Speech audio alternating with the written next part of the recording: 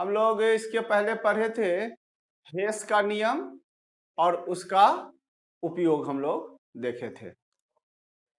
आज हम लोग जो देखेंगे कोलिगेटिव प्रॉपर्टी। कोलिगेटिव प्रॉपर्टी, अनुसंख गुणधर्म इसको कहा जाता है हिंदी में, अनुसंख गुणधर्म, कोलिगेटिव प्रॉपर्टीज या अनुसंख गुणधर्म। तो कोलिगेटिव प्रॉपर्टीज ऑफ सॉल्यूशन माने घोल का, अनुसंख गुणधर्म हम लोग पढ़ेंगे किसका, तो घोल का।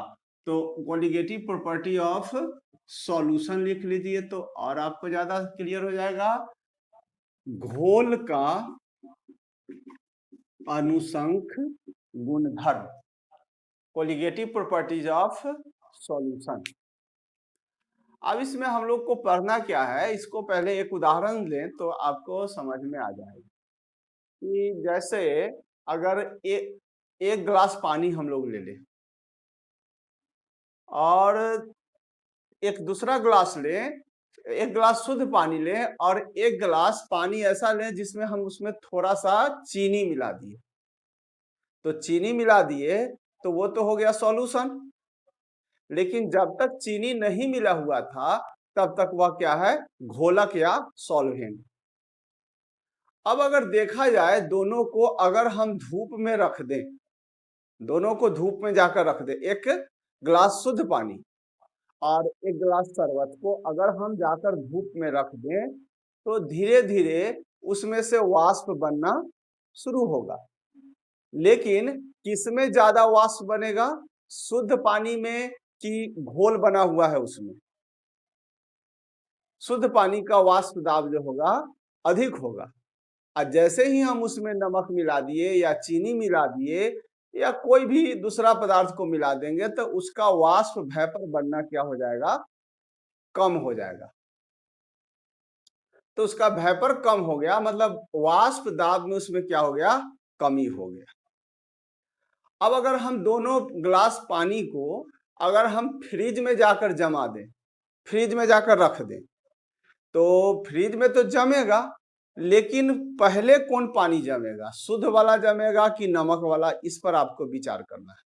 तो आप अगर करके ये देखेंगे प्रयोग तो देखिएगा कि जिसमें नमक मिला दिया गया है वह पहले जम जाएगा और शुद्ध पानी जो एकदम प्योर रहेगा वह देरी से जमेगा।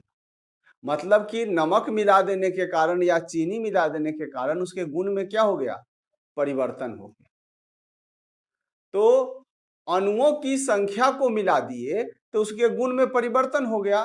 तो अणुओं की संख्या के कारण जो गुण में परिवर्तन होगा उसको हम लोग क्या कहेंगे, अनुसंख गुणधर्म। That properties of solution which depends upon number of solute particle. किसी भी घोल का वह गुण जो अणुओं की संख्या पर निर्भर करता है, अनुसंख गुणधर्म कहलाता है। अब जैसे पानी जमाना है तो पानी जम गया तो नमक मिलने पर जल्दी जम जाएगा। अगर पिघलाना हो, बर्फ रखा हुआ हो तो शुद्ध बर्फ को रख दीजिए और वो बर्फ पर थोड़ा सा नमक मिलाकर रख दीजिए, तो नमक जैसे ही मिला दीजिएगा तो वह घुलना शुरू हो जाएगा। मतलब कि जैसे ही उसमें नमक मिलाया गया उसके प्रॉपर्टीज में क्या हो गया, चेंज हो गया। अणुओं की संख्या के कारण उसका गुण चेंज हो गया, तो इसलिए वह क्या कहलाया, अनुसंख गुणधर्म। तो अब हम लोग डिफिनीशन लिख सकते हैं कि दैट प्रॉपर्टीज ऑफ सॉल्यूशन, किसी भी घोल का वह गुण जो क्या चीज पर, अणुओं की संख्या पर निर्भर करता है, अनुसंख गुणधर्म कहलाता है। देखो यहां से ही डिफिनीशन क्लियर हो जाएगा। अणु, असंख्य मतलब संख्या, तो अणु की संख्या पर निर्भर करने वाला गुण क्या कहलाएगा, अनुसंख गुणधर्म कहलाएगा। तो चलिए लिखिए, तो किसी भी घोल का वह गुण, किसी भी घोल का वह गुण जो अणुओं की संख्या पर निर्भर करता है, किसी भी घोल का वह गुण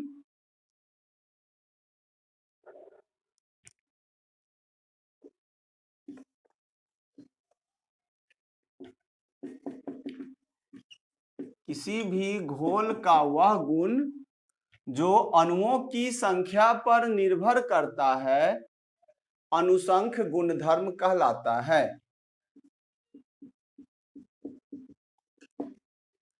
That properties of solution which depends upon number of solute particles called colligative properties। किसी भी घोल का वह गुण, याद हो गया होगा, किसी भी घोल का वह गुण जो अणुओं की संख्या पर निर्भर करता है, अनुसंख्य गुणधर्म कहलाता है। अब यह अनुसंख्य गुणधर्म 4 प्रकार का होता है। तो कभी कभी ऑब्जेक्टिव में रहता है, कोई दिया हुआ रहेगा, इसमें से कहेगा कि निम्नांकित में से कौन कॉलिगेटिव प्रॉपर्टीज है, तो उसको जरा देखिए ध्यान से। इट इज ऑफ 4 टाइप्स, पहले लिख लीजिए, यह 4 प्रकार का होता है। कॉलिगेटिव प्रॉपर्टीज कितने प्रकार का, तो 4 प्रकार का। चलिए लिख लिए, यह 4 प्रकार का होता है। एक में relative lowering of vapour pressure, relative lowering of vapour pressure, वाष्प दाब का आपेक्षिक अवनमन, आपेक्षिक अवनमन, relative lowering of vapour pressure, वाष्प दाब का आपेक्षिक अवनमन, वाष्प दाब का आपेक्षिक अवनमन। नंबर 2 लिखिए, relative lowering of vapour pressure, वाष्प दाब का आपेक्षिक अवनमन। कॉलिगेटिव प्रॉपर्टी 4 प्रकार का। पहला नंबर है relative lowering of vapour pressure, वाष्प दाब का आपेक्षिक अवनमन। दूसरा लिखिए,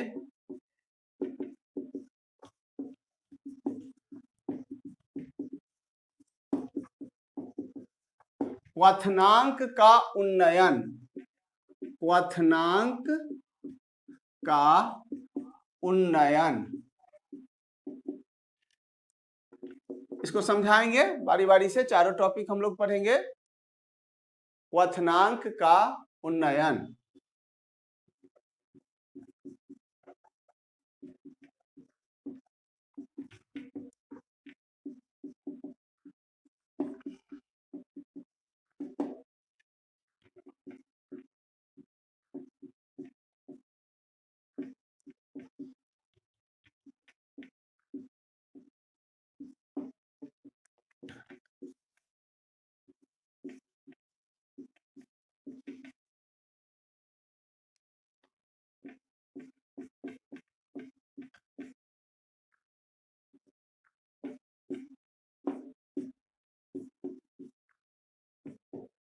चलिए देखिए, तो यहाँ पर पहला नंबर हम लोग लिखे वाष्प दाब का आपेक्षिक अवनमन। दूसरा नंबर है क्वथनांक का उन्नयन, एलिवेशन ऑफ बॉइलिंग पॉइंट। तीसरा नंबर जमनांक का अवनमन, डिप्रेशन ऑफ फ्रीजिंग पॉइंट।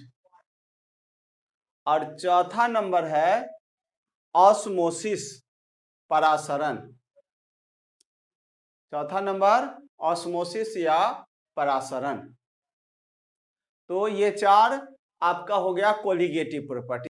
तो इन चारों के बारे में हम लोग पहले एक एक लाइन समझ ले कि है क्या, कि वाष्प दाब अगर शुद्ध पानी है, अगर उसमें कोई हम घुल को मिला दे बाहर से, तो उसका वेपर प्रेशर क्या हो जाता है, कम जाता है। तो कमने की क्रिया को हम लोग कहते हैं शुद्ध हिंदी में अवनमन। तो वाष्प दाब पहले से कम गया तो वो अवनमन हो गया। अब एलिवेशन ऑफ बॉइलिंग पॉइंट, क्वथनांक का उन्नयन, मतलब कि बॉइलिंग पॉइंट को हम लोग कहते हैं क्वथनांक, हिंदी में बॉइलिंग पॉइंट बीपी को कहते हैं क्वथनांक। तो अगर शुद्ध पानी हो और एक ग्लास ऐसा पानी ले जिसमें नमक डाल दिए हैं, अब दोनों को अगर हम गर्म करेंगे तो शुद्ध वाला तुरंत खौलने लगेगा, लेकिन नमक वाला जो है थोड़ा देर से खौलेगा। तो उन्नयन हो गया, माने बॉइलिंग पॉइंट में उसका क्या हो गया, उन्नयन हो गया, माने बढ़ गया तो उन्नयन, और घट गया तो अवनमन। तो डिप्रेशन ऑफ फ्रीजिंग पॉइंट, अब जमाने चले हम लोग, फ्रीजिंग पॉइंट मतलब जमना होता है, जैसे कि पानी को अगर हम जमा दें तो जिस बिंदु पर जाकर वह जम गया वह क्या कहलाया, फ्रीजिंग पॉइंट कहलाएगा। तो अगर सॉल्यूट मिला देते हैं, पार्टिकल मिला देते हैं, तो उसका जमनांक क्या हो जाएगा, पहले से घट जाएगा, तो उसको कहेंगे जमनांक का अवनमन। और चौथा है ऑस्मोसिस, परासरण।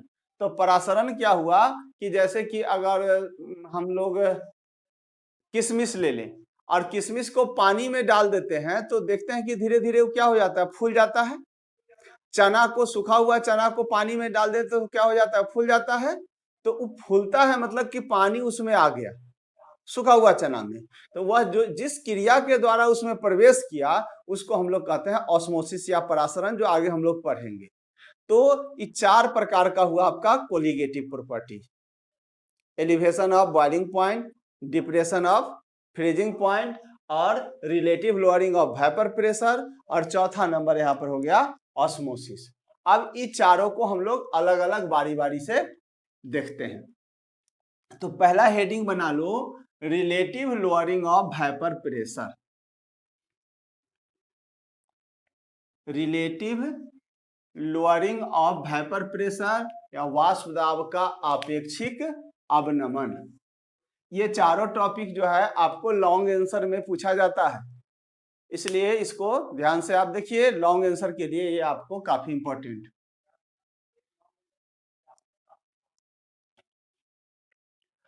अब इसका बेसिक हम लोग यहां समझें कि मान लिया कि यहां पर एक बर्तन है और इसमें हम शुद्ध घोल, शुद्ध सॉल्वेंट रख दिए, जैसे हम पानी रख दिए। एक एक पॉइंट बिल्कुल ध्यान से देखना तो बिल्कुल तुरंत याद हो जाएगा ये।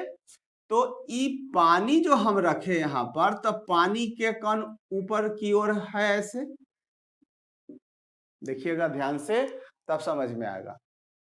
तो पानी का कण ऊपर होगा, चारों तरफ होगा ये पानी का कण। तो शुद्ध पानी में केवल ऊपर में कौन रहेगा, सॉल्वेंट का कण। अगर हम नमक मिला दिए तो उसमें नमक का कण, या चीनी मिला दिए तो चीनी का कण ऊपर की ओर आ जाएगा। तो अब बताओ, तो पानी तो वाष्प बनता है लेकिन नमक के कण का वाष्प नहीं बनता है।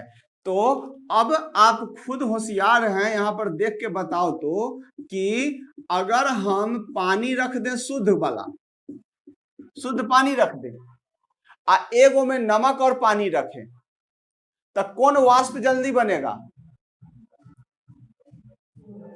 वाष्प किसका जल्दी बनेगा, तो शुद्ध वाला का पानी का वाष्प जल्दी बनेगा, लेकिन अशुद्ध अर्थात घोल वाला का वाष्प क्या होगा, कम बनेगा। तो अब इसको हम लोग वाष्प दाब का आपेक्षिक अवनमन, देखो ध्यान से, इसका शुद्ध, एक लाइन में याद रखो कि शुद्ध वाला का वाष्प ज्यादा बनेगा और घोल वाला का वाष्प कम बनेगा। तो शुद्ध वाला का वाष्प क्या है, P0, शुद्ध को लिखे प्रेशर को, वेपर प्रेशर को P0, ये है सॉल्यूशन, ये है सॉल्यूशन और ये है ओरिजिनल। चलो ऐसे याद रहेगा। तब P0 माने ओरिजिनल हो गया और ये क्या हो गया, PS हो गया, माने सॉल्यूशन हो गया। तो किसका वाष्प दाब ज्यादा है, प्योर का, और सॉल्यूशन का वाष्प दाब कम हो गया। तो ये कम गया तो कितना हो गया, P0 माइनस PS। तो वाष्प दाब का अवनमन हो गया P0 माइनस PS।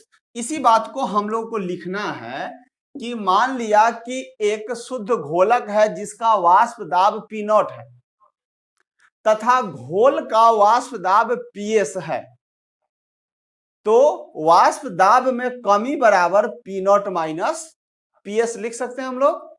तो चलिए लिखिए, तो मान लिया कि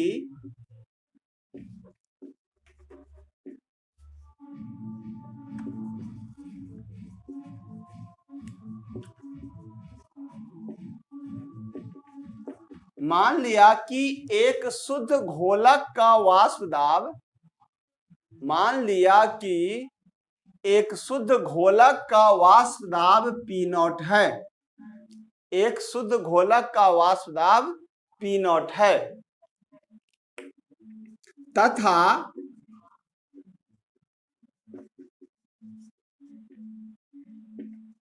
तथा घोल का वाष्प दाब पीएस है, घोल का वाष्प दाब पीएस है। पी से प्रेशर और एस काहे लिए, सॉल्यूशन के लिए। अब पी से प्रेशर और ओ काहे लिए, ओरिजिनल है, सॉल्वेंट है, इसके लिए। तो lowering of vapour pressure, lowering of vapour pressure माने इसके लिखिए वाष्प दाब का अवनमन, वाष्प दाब का अवनमन बराबर पी नॉट माइनस पीएस, वाष्प दाब का अवनमन बराबर पी नॉट माइनस पीएस। तो घट गया वाष्प दाब पी नॉट माइनस पीएस से। फिर से देख लो, शुद्ध घोलक का वाष्प दाब पी नॉट, एक लाइन का तो बात है, और सॉल्यूशन का वाष्प दाब क्या हो गया, पीएस। तो एक ज्यादा इसका कम, तो ज्यादा में से कम घटा दिए तब क्या हो गया, घट गया, तो लोअरिंग हो गया, माने अवनमन हो गया। अब कहता है relative lowering of vapour pressure. तो वेपर प्रेशर में कमी तो आपने देख लिया, और रिलेटिव लोअरिंग का क्या हुआ उसको जरा देखते हैं हम लोग। कि पहले था पी नॉट, इसी के अपेक्षा घटा है पी नॉट माइनस पीएस, इसी की अपेक्षा ना, मतलब ये ओरिजिनल का था, आई उसमें से घट कर हुआ, तो इसके अपेक्षा घटा कितना, पी नॉट माइनस पीएस। कि अगर इसको कहे कि ये एक मार्कर है, इसकी लंबाई 10 सेंटीमीटर है, अब इसको तोड़ दें तो बाद में जो टूटा हुआ मिला हमको, तो उसकी अपेक्षा ही क्या हो गया, छोटा हो गया। तो अपेक्षिक निकालेंगे तो इसकी लंबाई बटे ओरिजिनल था उसकी लंबाई,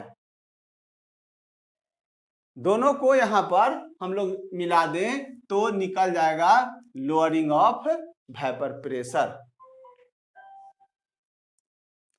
तो यहां पर लिखिए relative lowering of vapour pressure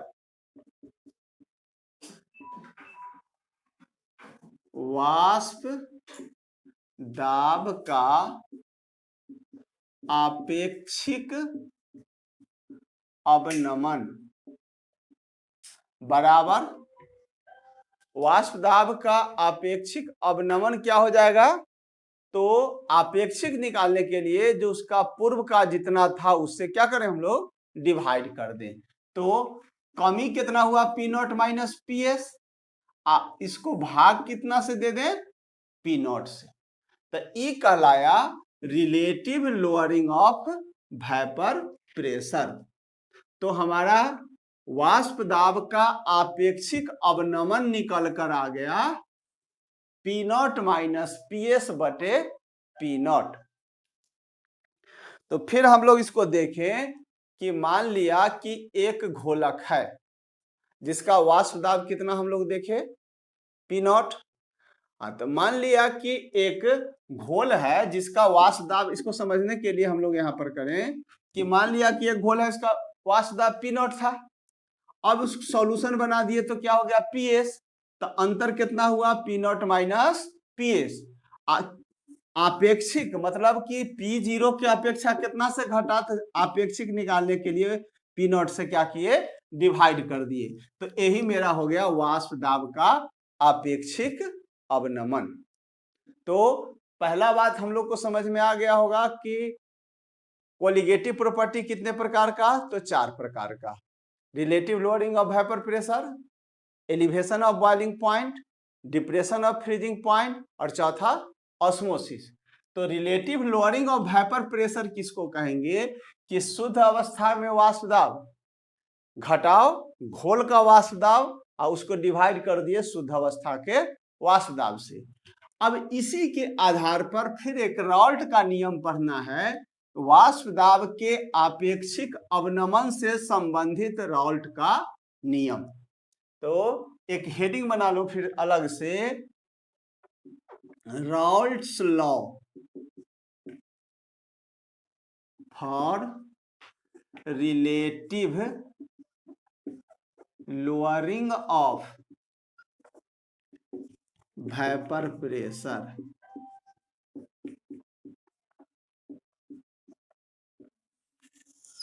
Hindi में इसको कहेंगे वाष्प दाब के आपेक्षिक अवनमन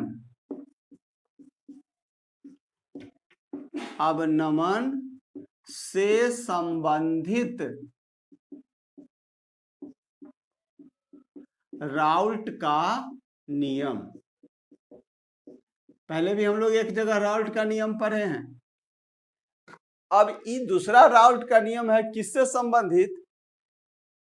तो वाष्प दाब के आपेक्षिक अवनमन से संबंधित राल्ट का नियम। तो हेडिंग बना लीजिए, वाष्प दाब का आपेक्षिक अवनमन से संबंधित राल्ट का नियम।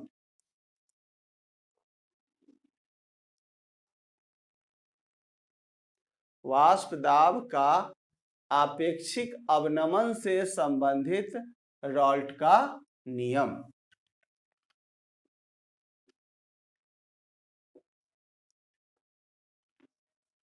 अब यह नियम क्या है इसको हम लोग देखें।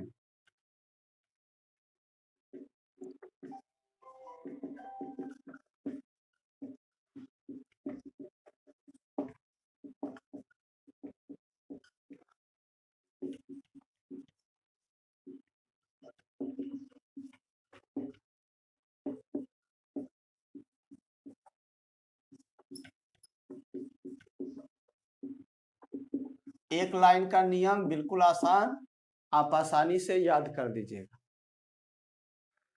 वाष्प दाब के आपेक्षिक अवनमन से संबंधित राल्ट का नियम, ये हेडिंग बना लिए हो तो आगे हम लोग इसको देखें कि यह नियम क्या है।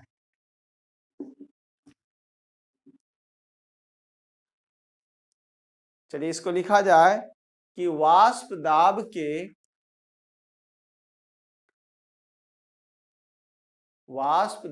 का आपेक्षिक अवनमन, वाष्प दाब का आपेक्षिक अवनमन घुल्ल के, वाष्प दाब का आपेक्षिक अवनमन घुल्ल के मोल भिन्नांक के बराबर होता है। वाष्प दाब का आपेक्षिक अवनमन घुल्ल के मोल भिन्नांक के बराबर होता है। उसके नीचे सॉल्व कर दें इसको।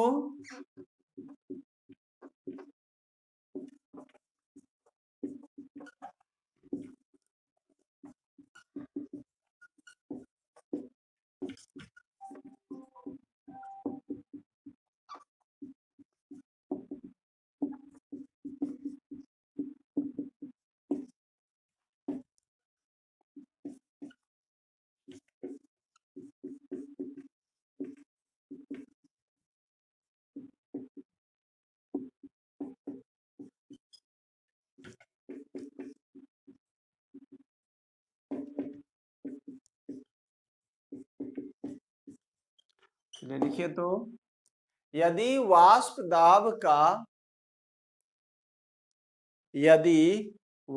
दाब का आपेक्षिक अवनमन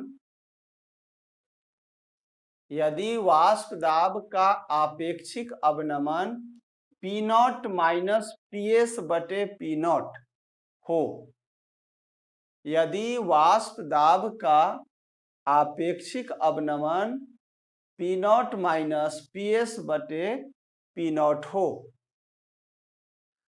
तथा घुल्ल का मोल भिन्नांक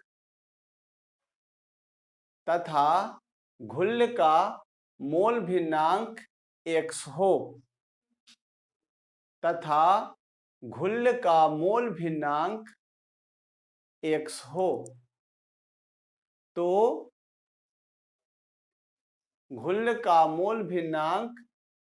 हो तो राउल्ट के नियम के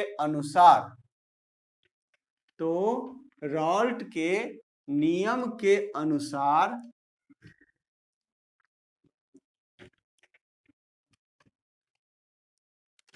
P naught minus P S बटे पी नॉट, राउल्ट के नियम के अनुसार P naught minus P S बटे पी नॉट बराबर x। देखा जाए यहाँ पर कि वाष्प दाब का अपेक्षिक अवनमन P naught minus P S बटे पी नॉट, और मोल भिन्नांक क्या होता है x। तो वाष्प दाब का आपेक्षिक अवनमन मोल भिन्नांक के बराबर होता है। अब हम लोग पढ़ चुके हैं x बराबर n by n plus n, तो इसको अगर पुट कर दिया जाए तो राउल्ट्स लॉ हो गया P naught minus P S बटे पी नॉट बराबर n by n plus n। यही है हम लोगों का वाष्प दाब के आपेक्षिक अवनमन से संबंधित राउल्ट का नियम। अब इसके सहारे हम लोग चाहें तो किसी भी घुल्ल का आणविक द्रव्यमान को ज्ञात कर सकते हैं, किसी भी घुल्ल का आणविक द्रव्यमान को ज्ञात कर सकते हैं। जैसे यहाँ n है क्या चीज, सॉल्यूट, और n क्या है, सॉल्वेंट। तो n बराबर होता है दिया हुआ भार बटे अनुभार, और तो यहाँ पर इस सॉल्यूट है, इसको स्मॉल है, सॉल्यूट की मात्रा कम होती है, सॉल्वेंट का मात्रा ज्यादा, तो सॉल्यूट के जगह पर W बाई M माने दिया हुआ भार उसका अनुभार, और सॉल्वेंट के लिए हम लोग कैपिटल से लिख सकते हैं, कैपिटल से W बटे M, कैपिटल से यहाँ पर रख सकते हैं W बाई M। तो इस n के जगह पर W बाई M और इस n के जगह W बाई M लिखें अगर, तो P not minus P S बटे P नॉट बराबर W बाई M बटे W by M plus W by M, यानी दिया हुआ भार बटे अनुभार। W यहाँ पर क्या है, घुल्ल का दिया हुआ भार बटे अनुभार, यहाँ पर क्या है, घोलक का दिया हुआ भार बटे अनुभार। अब यहाँ पर घोलक के अपेक्षा ये अगर हम कहें n is much more less than n, मतलब यहाँ n के अपेक्षा n की मात्रा बहुत कम होती है, माने घुल्ल की मात्रा बहुत कम होती है, तो न्यूमेरिकल सॉल्व करने में इसकी कभी जरूरत पड़ सकता है, कॉम्प्लिकेशन यहाँ पर कम जाएगा। n अगर बहुत छोटा हो तो हम n को छोड़ सकते हैं, तो उस स्थिति में n अगर बहुत छोटा हो, बहुत कम मात्रा हो, तो इसको छोड़ देने पर क्या हो जाएगा, बाई इग्नोरिंग n, तो क्या हो जाएगा, P not minus P S बटे P नॉट बराबर W बाई M स्मॉल वाला बटे W बाई M। तो अब यहाँ पर इसको अगर हम सॉल्व कर दें तो P not minus P S बटे P नॉट बराबर W by M into M by W। तो ये हमारा आ गया एक समीकरण कि घुल का दिया हुआ भार बटे अनुभार और घोलक का दिया अनुभार बटे घोलक का दिया हुआ भार। इसमें से अगर हमको पी नॉट मिल जाए और घुल और घोलक तो अनुभार का मान निकाला जा सकता है। यह था हम लोगों का वाष्प दाब के आपेक्षिक अवनमन से संबंधित राल्ट का नियम। आज हम लोग यहीं पर क्लास खत्म करेंगे। नेक्स्ट डे फिर हम लोग अगला टॉपिक लिखेंगे एलिवेशन ऑफ बॉइलिंग पॉइंट।